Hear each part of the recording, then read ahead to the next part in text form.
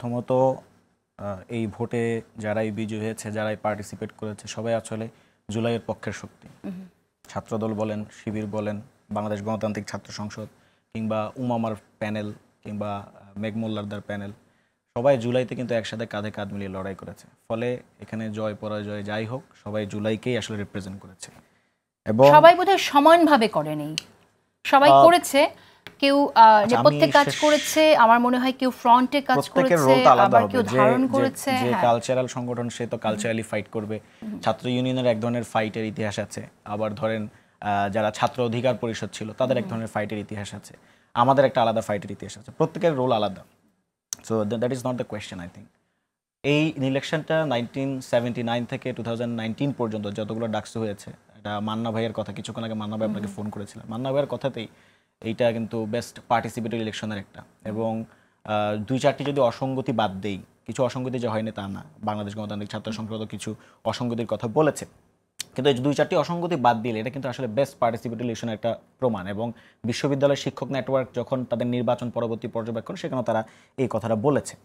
এখন যদি আমি শুরু করি জাহিদ ভাই, শুরুতে দুটো প্রসঙ্গ, যেহেতু আপনি মানে আপনি আমার প্রশ্নের বাইরে গিয়ে নির্বাচনে বলছেন যে one of the best elections, তো সেই জায়গা থেকে এই যে অভিযোগটা আসছে, এটা কেন আসছে বলে আপনার মনে হয় যে আওয়ামী লীগের ভোটটা কই গেল এবং বলছে আওয়ামী লীগের সাথে একটা আঘাত করে বিজয় হয়েছে? না, এই প্রসঙ্গে আসতেছি, এটা আসলে খুবই মানে অনৈতিক প্রশ্ন আমার মতে।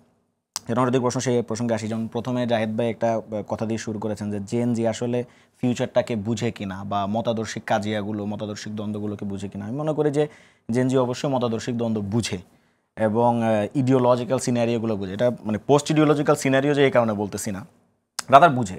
এখন ধরেন কারা বুঝে নাই, অনেকেই কিন্তু বুঝে নাই বাংলাদেশে। যেমন আপনি 2014 ইলেকশন পূর্ববর্তী আপনি দেখবেন যে জামাত বিএনপি ক্ষমতায় আসতে পারে, এই ভয়ে মুজিববাদী যারা বাম ছিল তারা কোনোভাবে এদেরকে ক্ষমতা আসতে দিবে না, তারা আওয়ামী লীগের কর্তৃত্ববাদকে পর্যন্ত সাপোর্ট দিয়েছিল।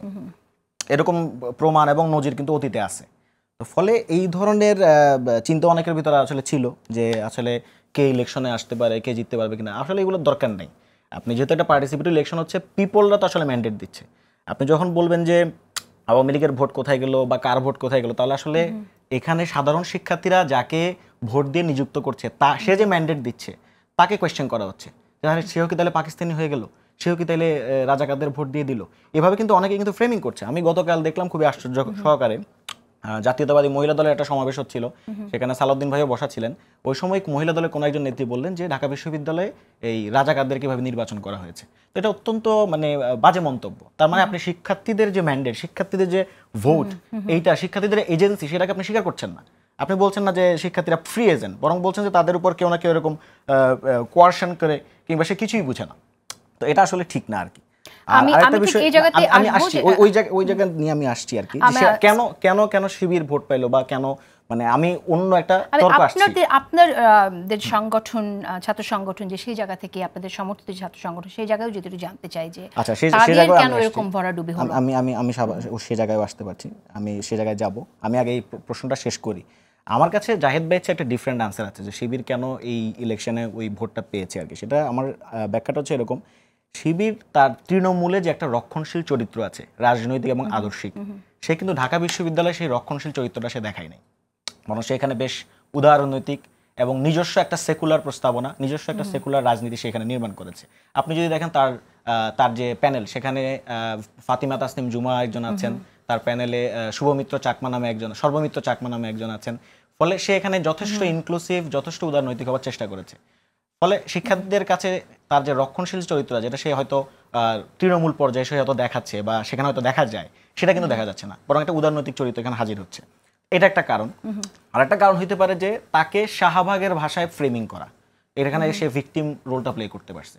আপনি তাকে ধরেন মুক্তিযুদ্ধ ইস্যুতে তাকে নানাভাবে আপনি তাকে আদর্শিক এবং রাজনৈতিকভাবে মোকাবেলা করতে পারেন। আপনি বলতে পারেন যে মুক্তিযুদ্ধের সময় জামাতের যে রোল ছিল সে ব্যাপারে শিবির কি চিন্তা করে, আরো অনেক কিছুই বলতে পারেন। কিন্তু আপনি যখন তাকে পাকিস্তানি ট্যাগ দিবেন, আপনি যখন তাকে রাজাকার ট্যাগ দিবেন, তখন যে বিশ্ববিদ্যালয়ের শিক্ষার্থীরা নিজেরা হাসিনা কর্তৃক রাজাকার ট্যাগ খেয়েছিল, তারা তো তখন তার সাথে অ্যালাইন ফিল করে। এটাই তো একদম মানে খুবই সিম্পল ইকুয়েশন। আপনাদের সমর্থিত প্যানেল বৈষম্যবিরোধী শিক্ষার্থী সংসদ প্যানেলের এরকম ভরাডুবি নেপথ্যে কারণ কি? একটা হচ্ছে প্রথমত ধরেন এখানে অন্যান্য যে প্যানেলগুলো আছে তাদের আসলে সাংগঠনিক রাজনীতি করার অনেক একটা এক্সপিরিয়েন্স আছে। আপনি শিবিরের কথা বলেন, ছাত্র দলের কথা বলেন, কিংবা ইভেন ছাত্র ইউনিয়নের কথাও বলেন, তাদের তো বেশ এক্সপিরিয়েন্স আছে, আমারও আছে। ফলে এখানে যারা এসেছে গণতান্ত্রিক ছাত্র সংসদে, তাদের অধিকাংশ আসলে কোনো পলিটিক্যাল ব্যাকগ্রাউন্ডই ছিল না আগে, অনেকে একদম নিউ। আবার অনেকে ধরেন ছাত্র শক্তি থেকে আসছে, ছাত্র অধিকার পরিষদ থেকে আসছে। অনেকেই অনেক জায়গা থেকে আসার কারণেও যেটা হয়েছে, তাদের যে এখানে সাংগঠনিক যে বোঝাপড়া, এটা তৈরি হতে তার সময় লেগেছে, এবং সাংগঠনিক যে স্ট্রেংথ, সেই স্ট্রেংথটা কিন্তু তার ওই অর্থে ছিল না। ধরেন এখানে একটা বড় প্রশ্ন হইতে পারে যে বিএনপি থেকে শুরু করে জামাত ইসলামী প্রত্যেকেরই তো যেহেতু এখানে ছাত্র সংগঠনগুলো আছে, তারা ধরেন যে পরিমাণে এখানে তাদের পলিটিক্যাল ইনভেস্টমেন্টটা সে দিতে পেরেছে, সেটা ধরেন তার প্রচারণা দিয়ে হোক বা আর্থিক সহায়তা দিয়ে হোক ভোট প্রচারণার ক্ষেত্রে, সেটা কিন্তু আবার ধরেন তারা ওই অর্থে পায় নাই। এটা একটা ইস্যু। আবার আরেকটা ইস্যু হচ্ছে সমন্বয়হীনতাও আছে, এটা যে একবারে নাই আমি স্বীকার করছি। ধরেন দেখা গেল যে আমাদের এজিএস যে পদটা আছে, সেখানে দেখা গেল যে আমাদের 3 জন প্রার্থী দাঁড়িয়ে গিয়েছে। তো এই যে একটা ইন্টারনাল সমন্বয়হীনতা, আবার তাদের যেহেতু এই সময়টা আসলে তারা পায় নাই, তাদের যারা গঠিত হয়েছে কিন্তু প্রায় 5-6 মাস আগে সর্বোচ্চ। তো এই সময়ের মধ্যে তাকে এগুলো গুছাই নিয়ে আসা এবং হচ্ছে প্যানেল বের করে নিয়ে আসা, এবং ছাত্র দলের মধ্যেও কিন্তু আসলে জায়েদ ভাই বলছেন যে প্যানেল পরবর্তীতে হয়েছে অনেক পরে, কিন্তু না, আসলে ছাত্র দলের মধ্যেও কিন্তু অনেকেই জানতো কারা কারা এখানে ইলেকশনগুলো করবে। যেমন জিএস পদে শেখ তানভীর হামিম আমারও ফ্রেন্ড হয়, সে, আমি জানি যে আসলে সেই ইলেকশনটা ওই দিকে যেতে পারে, ডাকসুর দিকে। আচ্ছা, আমার একটি প্রশ্ন একটি হচ্ছে যে আপনার আমরা তো শুনছি যে ছাত্র শিবিরের এই বিজয়ের মধ্য দিয়ে আসলে জুলাই আন্দোলনের অগ্রসৈনিককেই ভোট দিচ্ছে শিক্ষার্থীরা, ঢাকা ইউনিভার্সিটির শিক্ষার্থীরা, এই কথাটা আমরা শুনছি। কিন্তু জুলাই আন্দোলনকে সবচেয়ে বেশি ওন করে হচ্ছে আপনার বৈষম্যবিরোধী ছাত্র আন্দোলন, রাইট? আপনারা তো ওন করছেন এবং আপনারা বলছেন যেটা আমাদের আন্দোলনের ফসল। তাহলে শিক্ষার্থীরা কি আপনাকে সেই জায়গায় এন্ডোর্স করলো না? শিক্ষার্থীরা আপনাদের চাইতে এখানে জুলাই আন্দোলনের ক্ষেত্রে অগ্রসৈনিক ছাত্র শিবিরকে মনে করে? আচ্ছা, আমি আনসার করছি, আমাকে একটু সময় দেবেন। প্রথমত হচ্ছে এটা ঢাকা বিশ্ববিদ্যালয়ের সিনারিও আর আপনার গ্রামাঞ্চলের বা বাংলাদেশের অন্য কোনো জায়গায় সিনারিওকে একসাথে মিলালে হবে না।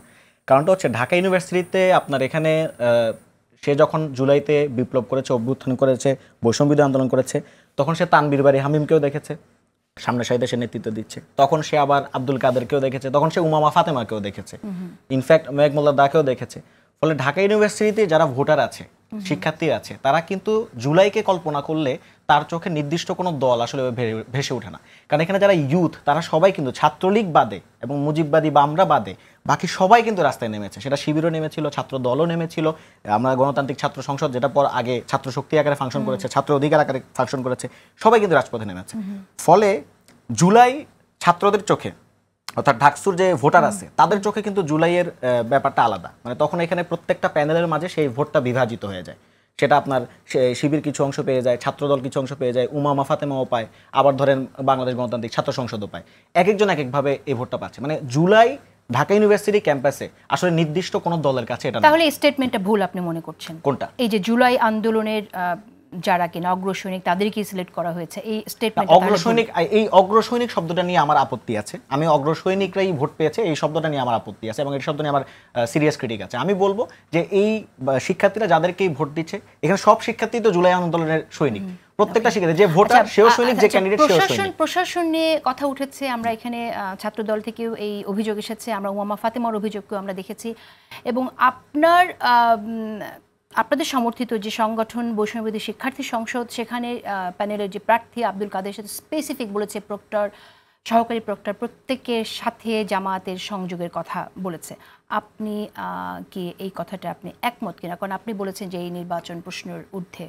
না, নির্বাচন একটা হচ্ছে নির্বাচন প্রশ্নের ঊর্ধ্বে সেটা বলি নাই, আমরা বলেছি নির্বাচন যে ইনক্লুসিভ এবং পার্টিসিপেটরি, সর্বোচ্চ বেস্ট পার্টিসিপেটরি হয়েছে।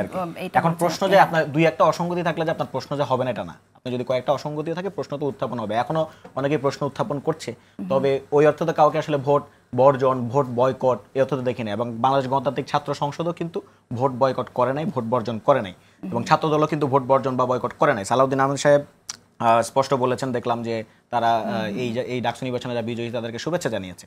তো ফলে অভিযোগ যে থাকবে না তা না, অভিযোগগুলো যদি থাকে সেগুলো আমি মনে করি যেটা প্রশাসন অলরেডি বলেছে যে অভিযোগগুলো জমা দেওয়ার জন্য, সেই প্রক্রিয়া দেখেছি অনেকেই ইতিমধ্যে অভিযোগগুলো দায়ের করছে এবং সেগুলো নির্বাচনকালীন সময়ে কিছু কিছু অভিযোগ উত্থাপিত হয়েছে যেগুলো পরবর্তীতে আবার ডিবাং করা হয়েছে আর কি। যেমন একটাতে আমাদেরই প্যানেলের একজন বলেছিলেন যে হয়তো বাকেরকে তিনি ভোট দিয়েছিলেন কিন্তু বাকের 0 ভোট পেয়েছেন ওই হলে, কিন্তু পরবর্তী দেখা গেছে আসলে বাকের 0 ভোট না বরং 124টা ভোট পেয়েছেন ওই হলে।